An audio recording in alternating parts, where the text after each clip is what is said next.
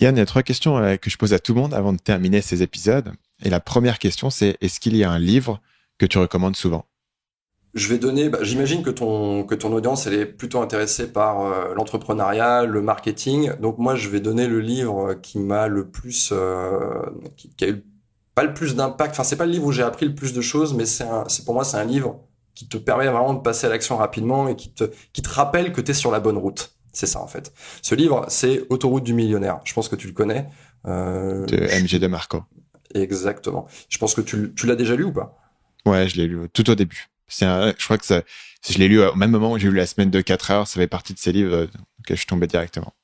Ouais, moi je l'ai relu, figure-toi, il y a pas très longtemps. Enfin, je l'ai pas relu, je l'ai découvert il y a quelques mois. Je l'ai lu d'une traite quasiment, et tout de suite j'ai eu cette impression de voir immédiatement là où j'étais en train de m'égarer.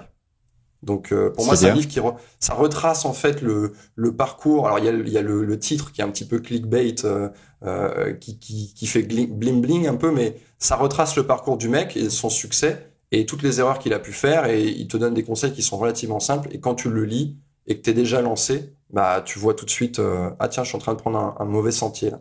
Ok, c'est quoi les mauvais sentiers sur lesquels tu étais au moment où tu l'as lu? Ah, je me souviens plus exactement. Alors en tout cas, je veux te dire le truc qui m'a le plus marqué justement, c'était il y a quelques mois, c'était cette question du SAV. Il dit dans son livre, le SAV est hyper important. Il est hyper important, et lui, il a voulu avoir une vraie personne. Tu sais comment t'es frustré quand tu veux appeler des organismes ou des machins et que tu te retrouves sur une boîte vocale où t'as des réponses automatiques, où tu sens que tu sens que t'as personne en face de toi et qu'on te fait tourner en rond dans un truc.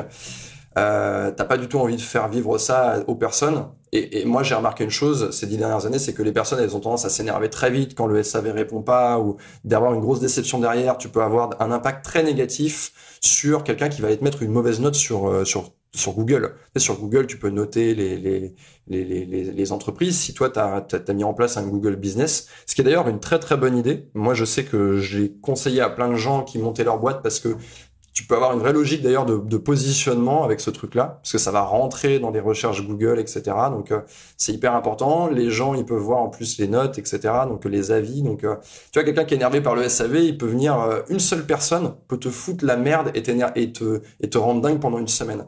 Et dans le bouquin, je me suis fait, ah oui, c'est vrai, il faut vraiment quelqu'un qui est dédié au SAV, qui répond peut-être pas dans l'heure, mais dans la demi-journée, qui rassure tout de suite, même si le problème il est pas réglé, en disant voilà, on t'a entendu, on s'occupe de ton problème. Éventuellement même qui va te rappeler, donne-moi ton numéro de téléphone, je te rappelle, on va régler ça tout de suite. Et ça c'était la grosse illumination que j'ai eue. Après, il y en a eu d'autres, mais c'est celle dont je me rappelle le plus. Deuxième question, si tu pouvais revenir en arrière et donner un conseil à ton toi-même de 20 ans, qu'est-ce que ce gars-là aurait besoin d'entendre? Euh, Globalement, en fait, ça va être assez général. Après, je peux donner un exemple concret. C'est que souvent, tu te rends compte que tu pouvais faire beaucoup plus vite, beaucoup plus fort. Et tu dis, ah non, on est tous un peu feignants au final. On n'aime pas, enfin, on a tous notre zone de confort. On veut rester dans notre zone de confort. Et je pense que j'aurais pu sortir beaucoup plus vite, beaucoup. Enfin, c'est toujours le truc que tu te dis après coup. Tu te dis, tiens, j'aurais pu me lancer tout de suite. J'avais aucune attache à l'époque. Je vais prendre un exemple tout con. J'ai fait une formation sur l'immobilier avec un public choisi, parce que c'est un truc que je fais à côté de mon entrepreneuriat. J'investis dans l'immobilier. Donc, j'ai fait cette formation, 5 personnes que j'ai suivies sur plusieurs mois, qui avaient besoin de se lancer et qui avaient besoin d'un peu d'un filet de sécurité comme ça. Et bah tu vois, typiquement, moi j'ai attendu très longtemps avant de me lancer là-dedans, alors qu'en réalité j'aurais pu le faire dès mes 23 ans. C'est tout con. En fait, c'est ta vitesse d'exécution et de pas repousser le moment où tu te lances. Les gens, ils passent beaucoup de temps à réfléchir, à machin, mais je vais me lancer truc. Et souvent, en fait, ce qu'il faut, c'est la première toute petite action qui va faire qu'il y aura la deuxième toute petite action, etc., etc.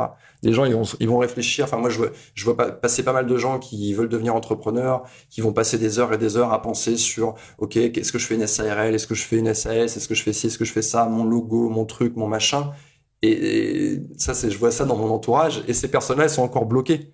Alors qu'en réalité, il suffisait de commencer à faire un article, il suffisait de commencer à faire une vidéo YouTube, il suffisait de commencer à vendre tes services pour quelqu'un qui fait déjà la même chose, il suffisait d'aller travailler gratuitement pour quelqu'un qui fait déjà la même chose.